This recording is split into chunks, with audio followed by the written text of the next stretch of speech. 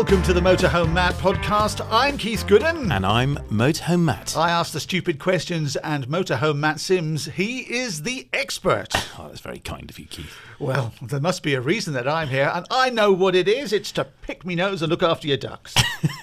Ducks? Yeah. I haven't got any ducks. Haven't you? No. Oh, not anymore. It's barbecue I'm not season. sure what you nicked from our garden.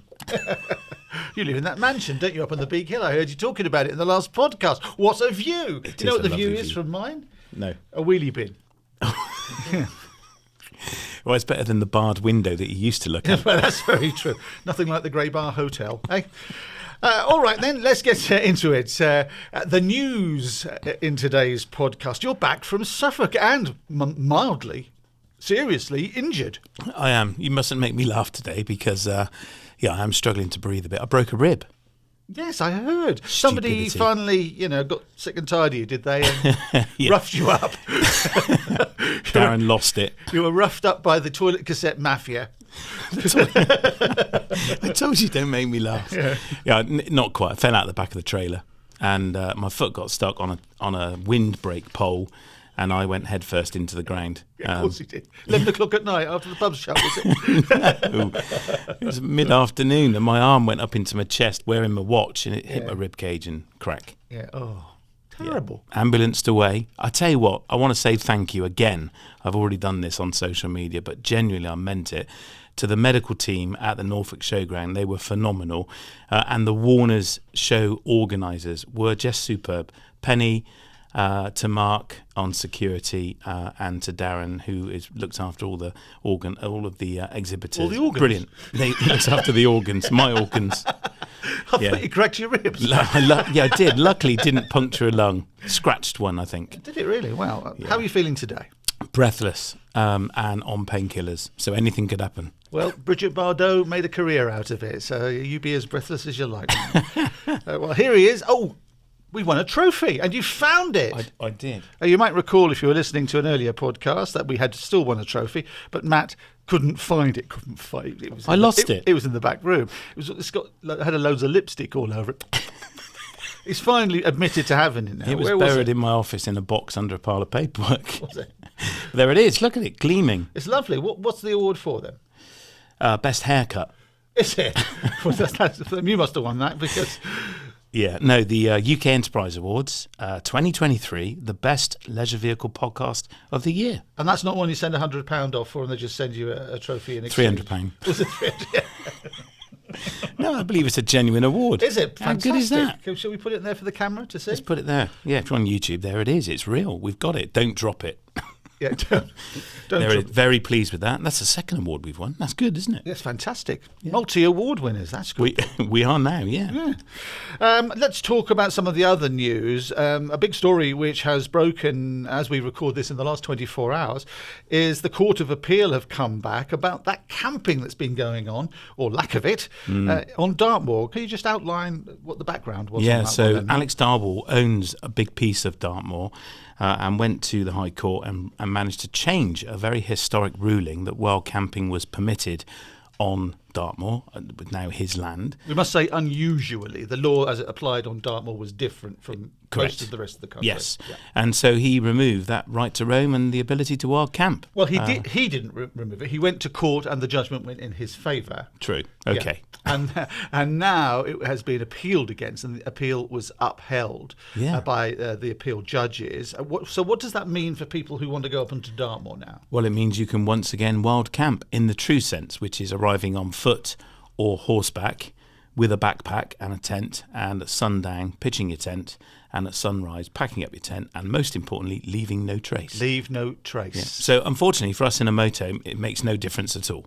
Whether the car park has reopened at the bottom, where this area was, I don't know. This article doesn't say. But hopefully it does, which means that people of limited mobility can regain access to this area of Dartmoor, because that was changed as well. So it's just an interesting story where, as you say, unusually the rule was whilst different, was changed, and it's been changed back. for rules of common sense. And we must say he does own this land, and if you own land generally in the rest of the UK, people do have to ask permission if they want to camp on it. With Dartmoor, that wasn't the case, and so this judgment upholds the law the way it was. But he does own the land, and as we said in a previous podcast, I do have some sympathy with him. I mean, he owns it. Should be up to him who he lets onto it and not. But now with this judgment, the law returns to the way it was, which is you can go up there, you can camp, but don't cause trouble and don't leave any trace. No, that's right. And that's the risk, I suppose, isn't it? That a minority will spoil it for the majority, as is often the way. OK, then let's talk about the Bristol International Balloon Fiesta. If you live anywhere near the West Country, you'll know it's a huge thing. If you're not, why don't you come down and visit? It really is spectacular when those balloons go up in the early morning and the evenings. And there's the gas balloons, isn't there, when the night falls on one of the days. You've got a big involvement this year with the Bristol We have, once again. Yeah, we have. Fiesta. We sponsor it. So the Motorhome Holiday Company supplies motorhomes to the organisers of the show so they can stay on site throughout. And it has a stand, as does that leisure shop. So we will be taking the shop there with a stand as well. And we're there throughout. And this year, we're going to open the shop and the hire exhibit really early. So the balloons go up very early in the morning, 6:30, and then again about 6:30 in the evening. So people turn up often at lunchtime and say, well, there's no balloons. Well, there aren't. There are other things going on in the arena during the day. If you want to see the hot air balloons, it's really early start or a late finish. And as you say, on Thursday nights, the night glow, when all the balloons are tethered in the arena after they've come back from their flight, and they tether them, tie them up in lines, and they light them up to music. It is a phenomenal sight. It's amazing. The balloons illuminate, don't they? They do, yeah. They just burn the burners. And the weather forecast, at the moment, it's all sunshine, 5 mile an hour winds, and 20 degrees. So potentially perfect balloon flying. So if you, as you say, if you have never been to it, I would encourage you to make the trip. It is a spectacle that you will really want to see. 100 plus balloons go up in one go. It's amazing. And some odd shapes, some of the weird shapes. Remember things like Bertie Bassett? Those types of balloons are so expensive to make, they've kind of disappeared. But there are some shapes coming back. And they're really interesting to see. So it's a great weekend if you're coming on. It's completely free as well. You have to pay for parking. I don't know what the parking is, 10 quid or something. You can pre-buy the parking on the website, Bristol Balloon Fiesta. But do come, free to get in. Great weekend. The Motorhome Map podcast is brought to you with thatleisureshop.com. And let's talk a little bit about that leisure shop and the Roaming Radfords. Oh, we love Steve and Lindsay and the kids. They are on their way to Morocco. They are a YouTube channel. The Roaming Radfords is the name. And they holiday in their very glitzy motorhome. Have you seen it? It's a big Swift Contiki. It's massive. And Steve very kindly, he bought some chairs from us and promoted them on his channel. They're beautiful Beaucamp Stanwix chair. He sat in them at the NEC show back in February and loved them and said, this is the nicest chair I've ever sat in. And him and Lindsay now have 2 of them in green. They're available in clay as well, which is brown to you. Burnt orange to the rest of us. Clay. And we have an Instagram competition launching imminently in partnership with Beaucamp, who make these chairs. They are from the Netherlands, and they really are a beautiful chair. So make sure you follow That Leisure Shop on Instagram, and you will see the competition, and you have a chance to win. I think it's 2 chairs on Instagram any day coming soon. So go and find That Leisure Shop on Instagram. Give it a follow. Free to enter. They're super chairs. And thank you, Steve, for the promotion. And I hope you're in Morocco enjoying your chairs. So keep checking That Leisure Shop on Instagram. Okay, let's dive into the main bit of today's podcast, brought to you with thatleisureshop.com. Today we are talking about having those accidents when you're motorhoming or caravanning or camping, just like Matt did with This was your ribs. idea. This was your idea. It was my idea, because I tell you what, Matt over the last few months with his RAC breakdowns and his ribs and all the rest of it, if he invites you on holiday or anywhere near him, I wouldn't if I were you. He's clearly Just say no. He's been cursed. He's been cursed by a Romany, I think, to be honest with you. We did have a nice time in Suffolk. Do you know what my takeaway was of Suffolk? What, lying on the ground looking up into the sky? Well, that was Norfolk, actually, setting up the Norfolk show. It was a bit. I lost the plot. I had an absolute meltdown. I had a panic attack. I started hyperventilating, Yeah. sweating, Yeah. shivering. Yeah. I started crying. Did you? Honestly, I've never. Was that why when you break or chip a bone, some of the bone marrow goes into your system, doesn't it? And that can cause I don't know what odd happened. things to happen. But I remember you bursting into tears when you saw my invoice. Every month. Stop making me laugh. Only when I laugh. That was a lovely programme, wasn't it? My takeaway from Suffolk was definitely beautiful countryside, very angry history, pink thatched cottages, and terrible driving. Suffolk pink is a colour. Is it? I reckon they got Suffolk 10. Get 10% off at B&Q now on your pink. Every house is painted in it.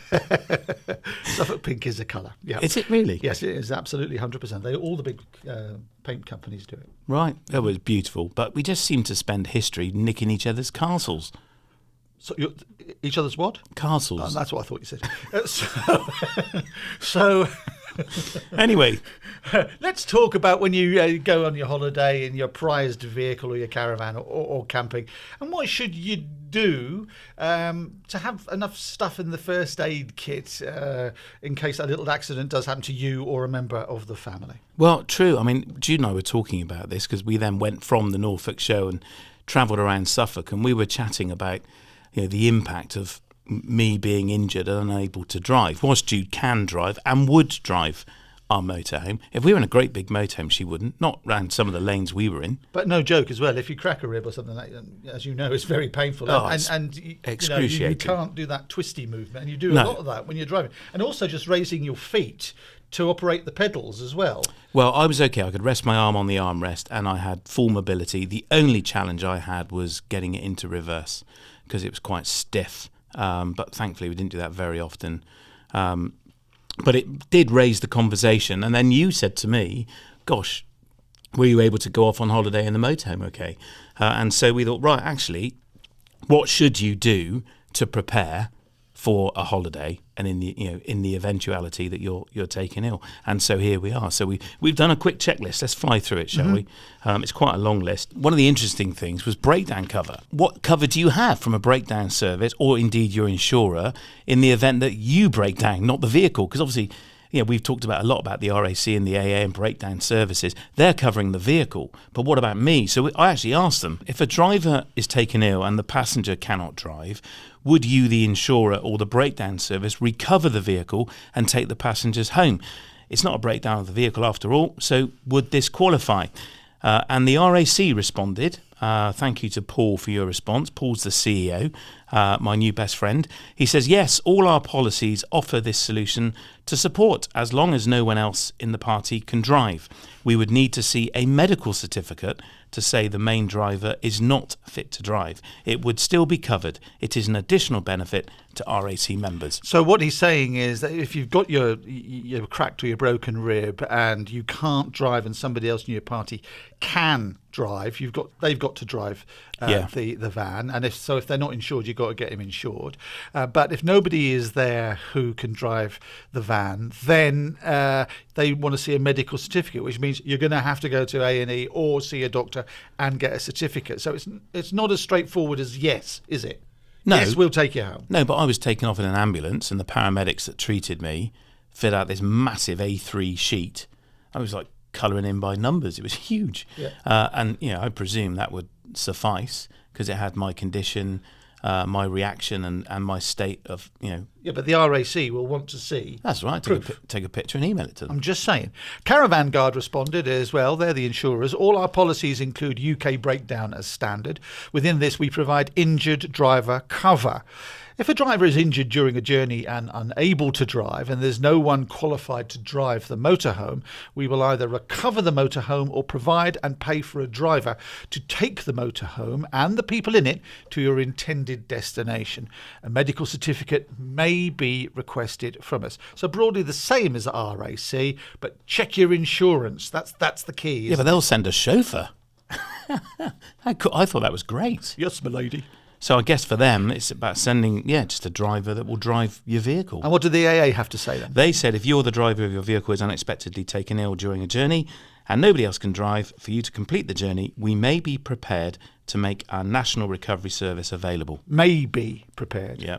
This is given at our discretion. Discretion. And we may... are you repeating everything I say? And I'm not repeating everything you say. No. Don't make me laugh. And we may ask you for proof of illness before service is provided where appropriate. Yeah, as I've just pointed out, the caveats there. May be prepared and discretion. So when you get on the phone to them, don't start shouting, be nice. I think that'll go a long way. Yeah, but I thought that was brilliant. I didn't know that. So it's nice to know that your breakdown service and potentially your insurance company cover you. So I would say go and ask them before your insurer, certainly. We know the breakdown services, the big two, will cover you, discretionary from the AA, but your insurer, I would go and ask it. That was Caravan Guard's take, so I'm sure others would do the same. And remember, it doesn't have to be a life-threatening or even as serious as a cracked rib, like Matt's had. It could be you just sprained your ankle, and that would make you incapable of driving unless it was an automatic vehicle. And even then, you probably need somebody else to do it for you. So don't think that, what are they talking about? Everything's fine. This is the nanny state godmad. It's not. No, but on that, if you broke your leg or broke your ankle, your left one, and it's automatic, I would still be checking with your insurance company that you are insured to drive. Yeah. Because although you can, they might have a view. Certainly for our hirers, our hire insurance would have a view that they would not be happy insuring someone with a broken ankle, even if it's an automatic motor. Yeah, and I'm sure the highway code's got something to say about it as well. Yeah, well, driving in bare feet, you're not allowed to do that. Flip-flops from next year. That's right. Yeah. Hospital location. Find out where your nearest hospital is. When you're travelling to the campsite or going, always useful to know. So if an emergency arises, where your kids suddenly get a tummy bug or something like that, and you get worried about it. We have an NHS here. You're allowed to use it. Just know where the hospital is and does it have an accident and emergency. It's worth checking, certainly with young children. When they get ill, they can get ill very quickly, can't they? So, we never bother doing this, do we? But it's definitely worth doing. We've had, again, hire customers to have their children taken ill and they have to rush off to hospital and they find themselves then having to Google where the nearest A&E or walk-in centre is. And the other thing that's really useful app is What 3 Words. Have you heard of What 3 Words? I think it's absolutely brilliant. What a fantastic idea. Every 3 square metres of planet Earth is covered in 3 words. So you literally search the 3 words for where you are, and then the breakdown service or the emergency services can pinpoint where you are within a 3 square metre kind of tile. And they all use it. We use it here for help people find us, on their sat-nav. My kids all have the app on their phone. You can download the app or you can just go to the website, w3w.com, I think it is. What 3 Words? Yeah, I use the What 3 Words to get here to the studio. And funnily enough, it's Spank Me, Baby. So... Don't make me, it's not. So what can you do to stay safe then, Matt? Stop making me laugh. It'd be a good start. Oh, that really hurts. The team off camera are all on the floor now, Keith. Honestly, what can we do? Right. Yeah, what can we do to stay safe? Most of this is common sense. Fire safety equipment, that's the one, isn't it? So make sure you've got a fire blanket, a fire extinguisher, or something like a fire safety stick. Definitely worth checking out. Your smoke and CO detectors, make sure they're working. Check the batteries in them. I'm one for licking the 9-volt battery on my tongue, and if it hurts, it's good. I did that for years as a sound engineer, checking radio mic batteries, and always got a funny look. Yeah. Never did you any harm? None at all. Yeah. None at all. But just simple things. Make sure they are working, because when you're asleep, they could be a lifesaver. We've talked also about habitation checks. So getting all of the vehicle checked. If you've got gas and electric in there, in the cooker, in the fridge, in the hob and so on, go and get a habitation check done. We've done a whole episode on this in the past and why you should have one. And the first aid kit, just get it out and open it and check that everything useful is in there. But check the dates, because glue expires and loses its tackiness. So check the expiration. What do you use glue for then? On plasters. Oh, the glue, the sticky on the plasters. Yeah. And also modern stitches, emergency stitches, they use glue on them as well to close up a wound. And the thing with the first aid kit, you bought it in a box, it had everything in it, you've used a couple of bits. It's now just a box which you put new things into. That's the key. You're saying check it, but replace. Yeah, absolutely. Top it up. Yeah, after your trip, if you've used anything, make sure you top it up. When did you last actually open your first aid kit and look in there? Yeah. I know for me it was a long time ago. And then if you're taking medication, if you've got asthma, I have mild asthma, my son Ruben does too. He was just on holiday last week with his mum whilst we were away, and he was taken ill, left his Ventolin at home or in his sister's car, and had an asthma attack. So out came the paramedics with an ambulance, and giving him oxygen at night, imbued. And apparently they were brilliant, managed to get him to calm down. Naughty boy, just didn't take his inhaler with him. But it happens. And the thing is with asthma, if you have asthma, you know somebody with asthma, you know this. I suppose I'm addressing this to the people who may be going with somebody with asthma. Just because we can control something doesn't mean to say it isn't extremely dangerous. And so you want to avoid those asthma attacks. Yeah, absolutely. Yeah, I take a medication, an inhaler every morning as a preventative. So mine is very much under control these days. And I noticed I only had, I think it was 9 days left of puffs. And we were away for 7. And I was due then to order a replacement, which of course arrived, and we got home and it was there waiting for me. But, I should have checked really how many days did I have left before we went away. And we were away for 10 days with, a show and the weeks away on the holidays. So, yeah, just check you've got sufficient medication for your trip away. A pharmacy is always a good place. They will dispense you an emergency inhaler if you need one. Usually one, where you might get 2 on the NHS. But you've got to be getting to the pharmacy while the attack is taking place. You have. And I must say, we can tell you where all the pharmacies are around Suffolk, having gone round and bought painkillers every other day. Yeah. And that's another thing. The painkillers in the supermarket, only about 32p a box. And I think you can have, is it 2 boxes per person? I'll tell you what, not in a pharmacy in Suffolk, they're not. No.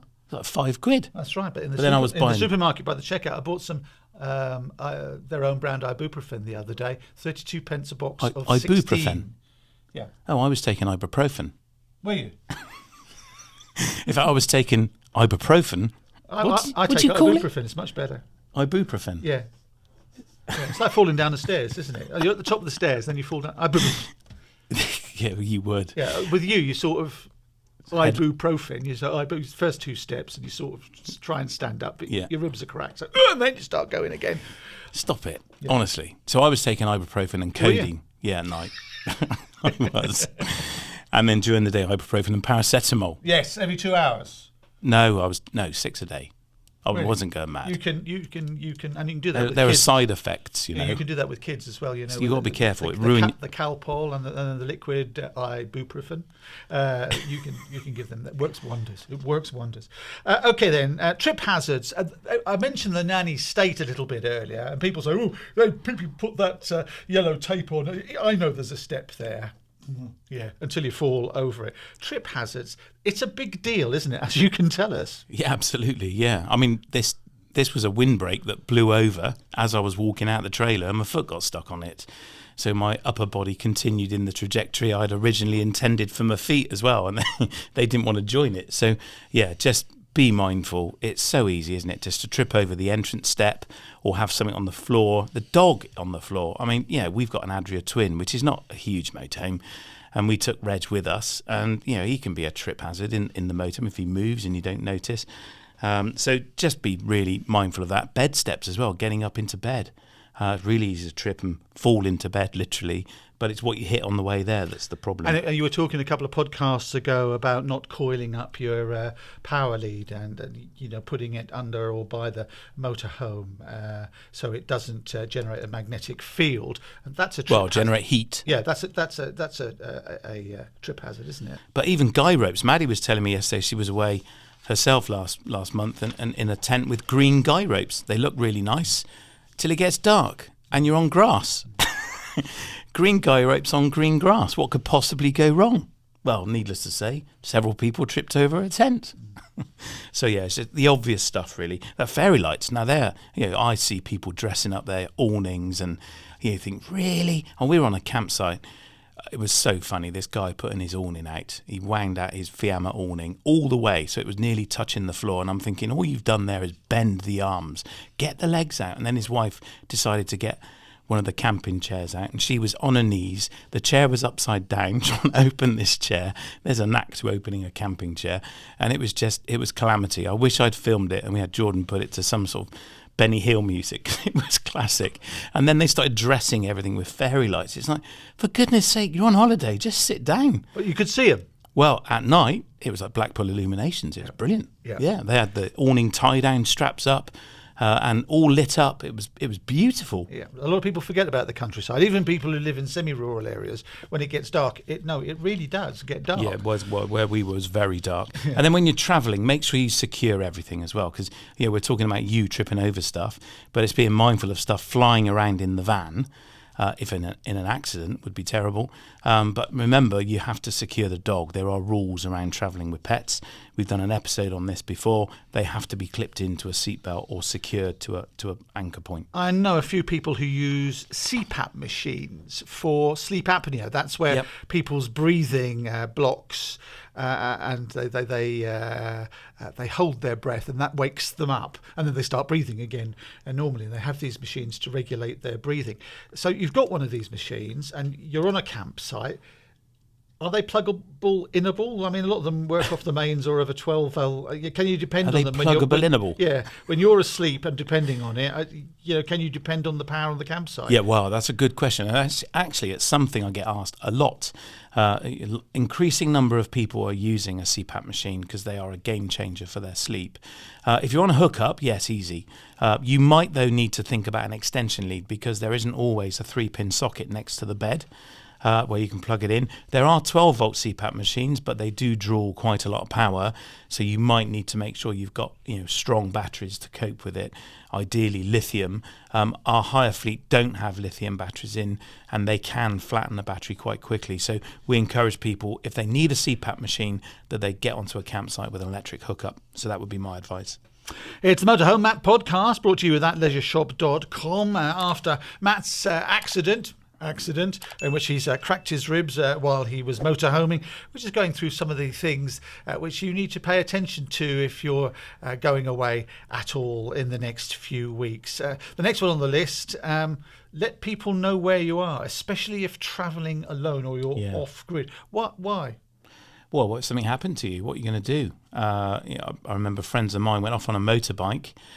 It was a motorway that hadn't opened yet, and he had his wife on the back, and they chose to ride up this motorway way too fast, I have to say, and knowing the motorway wasn't yet open, and the construction team had left the concrete blocks across the motorway, and they hit them at over 120 mile an hour, and it was the following day in the evening that they were found in the ditch, both thankfully still alive, but in a bad way, and of course nobody knew where they were. So, it's scenarios like that. I'm not suggesting you get on a motorbike and go tearing it up the motorway that's closed at 140 mile an hour like they did. But, if you're taken ill and you're camping in a remote location, who knows you're there? That's the important thing. The other thing is if you ever need access to a defibrillator, they are dotted around our communities. In fact, there's thousands of them in the UK, it seems. They're everywhere. And they're often on a wall with a green light. And there's a brilliant website, defibfinder.co.uk, that tells you precisely where the nearest one is. You can, of course, ring 999 and they will tell you where the nearest defib is. In fact, you need to phone 999 to get the code to open it. We had this recently with my father. My daughter was sent off to run off and get the defibrillator from around the corner at the local school, and thankfully didn't need it. But it was an experience for her on the phone, being given the PIN code to open it. It's fascinating. We'd never knew how one worked, but they are everywhere. So they're quite reassuring if you ever find that you're with someone who needs use of a defibrillator. defibfinder.co.uk. British Heart Foundation also has the locations, but I have to say their website was a bit clunkier than this. This took you straight to them. Really good. So that's defibfinder.co.uk. Yep. What's your ICE contact? In case of emergency. So the paramedics can access your contacts in your phone by typing in the word ICE, even if your smartphone is locked. And that is assumed to be your in case of emergency telephone number. So who's yours? Have you got one? No, I suppose it's my wife, I suppose. Well, you need to make sure you put ICE in front of her name. Really? And then the paramedics with your phone lock can search it for ICE, and that will come Freya's number. Didn't know that. There you are. That's something I've learned today. So There you put ice in front of the contact. And also on an iPhone, I don't know about an Android phone because I'm an iPhone user. Have I mentioned that before? Yeah. You can set up your medical ID, so all your medical, all the medicines you take, any conditions you suffer with. Again, paramedics can access that. And the iPhone and the iWatch do have an alert if you're in a crash. So if you suddenly stop moving or suddenly seem to change direction, it can flash up on your phone that it's going to automatically call 999 and you can stop it. So that's really handy. Certainly as a motorcyclist, I have that function because if I'm incapacitated, the risk is I can't get my glove off quick enough to stop it phone 999, but it will do it for you, and then it will tell you exactly where you are, and the paramedics will respond. So what to do if the worst happens? We're not talking about tripping over stuff. We're not talking about forgetting your medicine. You've cut yourself, you're bleeding badly, or a member of your party has that heart attack, or somebody has an argument with a car or a bike or something. What do you do? When to call 111 or 999? What's the difference between the two? I guess the key criteria is whether there's a threat to life. If there is, then it's 999. But if you need medical advice, then 111. Yep. And interestingly, on the continent, it's 112. That is the emergency number. It's worth saving that in your phone in case you forget, because in the heat of the moment, your brain panics and the basic information gets forgotten. So the universal number across Europe is 112. There you go. And remember, 999 in this country is the emergency number. It does differ. It's like in America, it's 911, isn't it? So you check if there's a treatment centre nearby. We did mention when we started this about hospitals and A&Es. That's basically the same thing, isn't it? Yeah, I guess so. There's walk-in centres as well. If it's you've got a cut and it needs a dressing, but also Google where the pharmacy is. You never know. They are really helpful. Pharmacists can dispense an awful lot of medicine. And they're generally really helpful people. Certainly the ones in Suffolk are. Yeah. And have a look at first aid, or take a first aid course. If somebody cuts themselves or bleeding badly, there's certain things you can do to help them, to stop them from bleeding out as fast as you think they're going to. Yeah. So no phone signal. A lot of this relies on phone signal, doesn't it? And mobiles. And one thing I know about, especially the UK, you get into the countryside and you can't depend on that signal. No. So in the old days, we just used to go to a phone box. But now if you go there, all you can do is read a book. Yeah. There's So no what should we phone do? in it. My phone. I can't ice and I can't do me 3 words. No. So what do I do? Phone box. Oh, Jilly Cooper. Yeah. No, well, what can you do? Well, you can get a beacon, I suppose, a torch. Lots of the torches we sell in the shop have a red light flashing function, which would be really helpful at night. It's possible that someone would see that. Interesting. Did you know that the international distress signal is made by 6 blasts of a whistle with an interval of 1 minute after every 6 blows? If your blasts are picked up by someone, you should expect to hear 3 whistles back. That seems as someone who knows that. Yeah, precisely. I mean, what you're likely to get is somebody saying, Shut up. Keep the noise down. Yeah. Yeah, but they will. That is officially the international distress signal. So you never know. And you can, though, sign up to 999 texts. So did you know this? No. If you can't... So this was set up by the RNID, the people that support deaf folk. And obviously, they can't speak to the 999 service, so a service was set up for them to enable them to text them and then have a communication. Now, this relies on your text message going, of course, and often it is said that they're not answered as quickly as a 999 call, but you can set up your phone. You have to actually go and set this up. You go to www.emergencysms.net. And that might be something that you want to consider doing before you head off on a trip. So that's emergencysms.net. And by the way, if you do have poor phone signal, get up a little bit higher. It doesn't usually have to be, it could be just an arm's length high and you get a better signal. Second one is plug the charging cable in. That acts as a little bit of an extra aerial. And the one which I always doubted worked, but which does work, hold it onto somebody's head. Really? Yeah, it's like, do you know when you open your car? That's an urban myth. If you put, it's not an urban myth. If you put it on your head and do the car, it doubles the. That's just something wrong with your head. is big enough. I have heard that. I've never understood why that's true. I don't understand. I'm not sure it is true. But the other thing, remember, if you've got Wi-Fi in the van, you can make a WhatsApp phone call. Absolutely, 100%. So you can use Wi-Fi for a phone call rather than just the normal cellular device. So instead of us trying to solve all your problems before they happen, I suppose this podcast is all about you making all those checks, making sure that everything is okay and you're comfortable with the procedure if something happens while you're camping or motorhoming or taking the caravan away. It's your responsibility.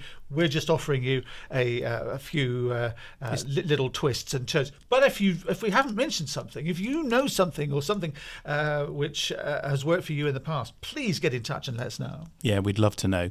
Really helpful advice is what we're trying to source here. The thing is, when it goes wrong, you don't plan for that, do you? I did not plan to fall 6'6" into the floor and put my wristwatch into my chest. That was definitely not in my plan that day, I can tell you.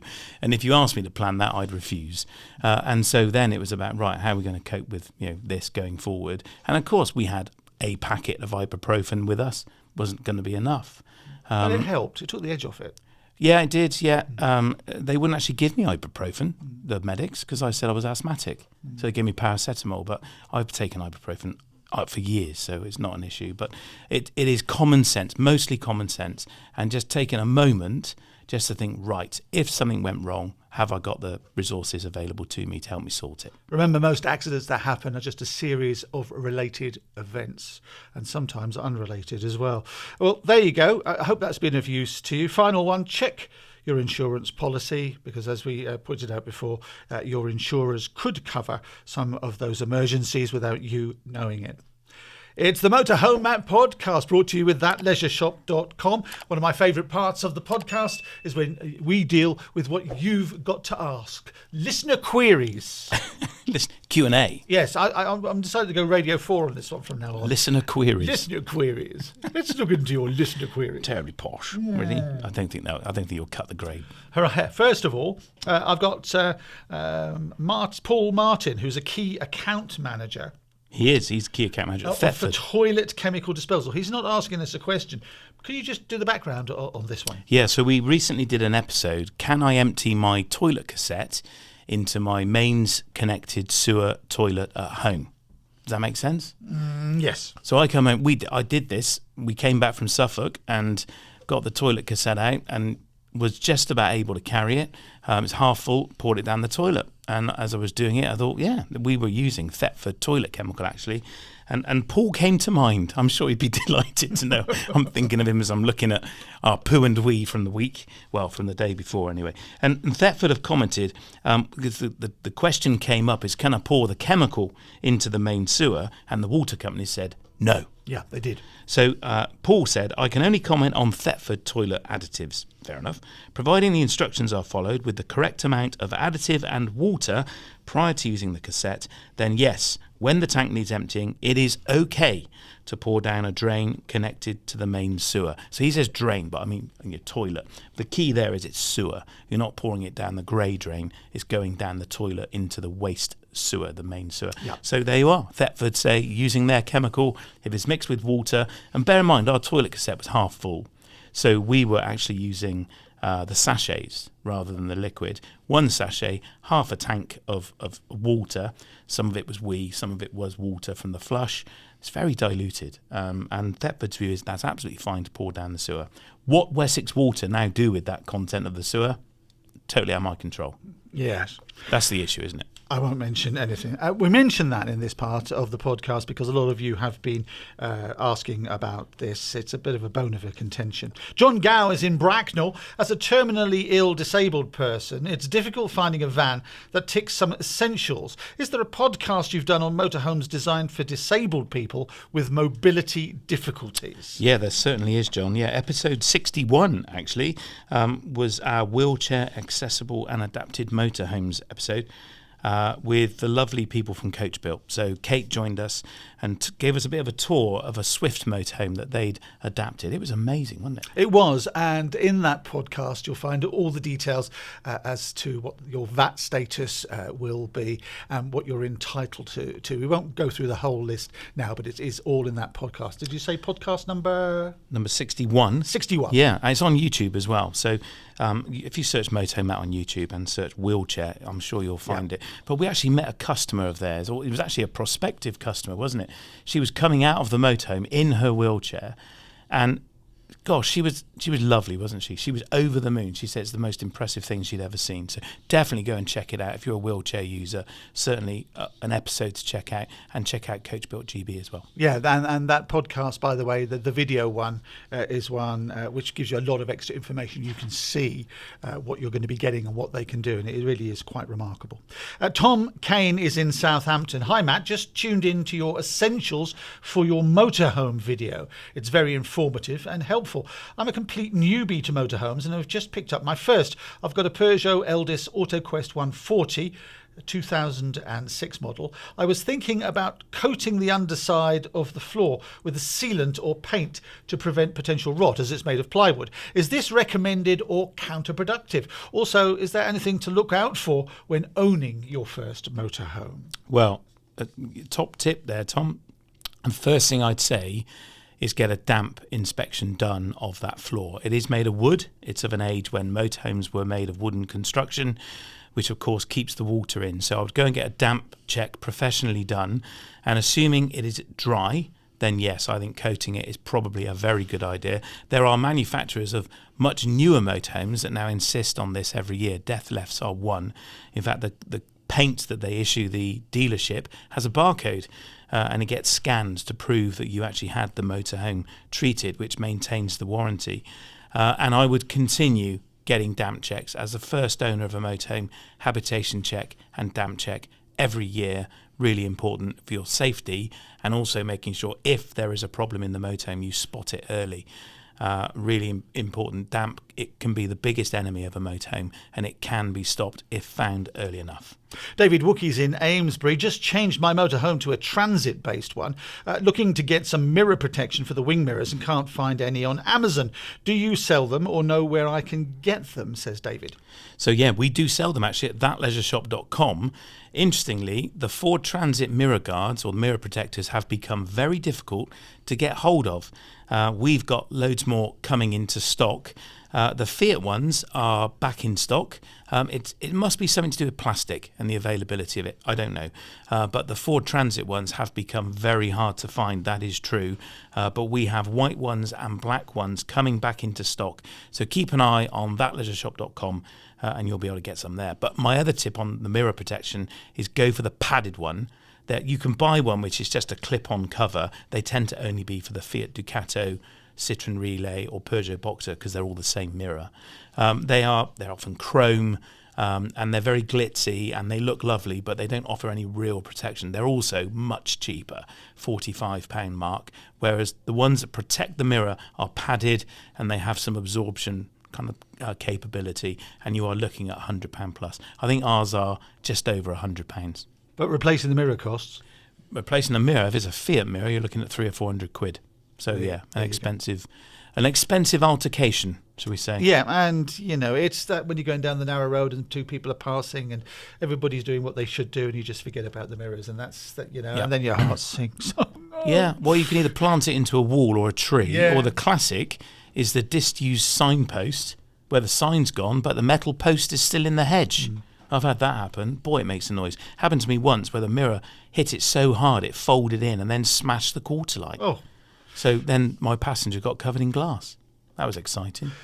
So thanks, David, for that. So we will answer your questions. It's nice to hear your voices as well, and you get the opportunity to record your questions should you wish to do so. What do people need to do to ask you a question, Matt? Really easy. If you can go to our website, motorhomematt.co.uk, facebook.com/Ask Matt. There you hit the orange button where you can record your question. If you do, please tell us where in the country you are. As Keith says, we do love to hear your voice. Or you can, if you prefer, you can enter your question onto a form and submit it there. You can also find us on social media, Instagram, Facebook, TikTok, and of course YouTube, and you can message us there, and we do try and respond to the sensible questions quite regularly. So yeah, keep it clean, keep it sensible, and we'll respond. And remember, if you don't make the podcast, Matt usually does answer your questions anyway. So nothing too small, nothing too big, and nothing too silly. Over 100,000 downloads for the audio podcast so far. We've got YouTube as well, and TikTok, and all the rest of it. The Motorhome Matt podcast brought to you with that leisureShop.com.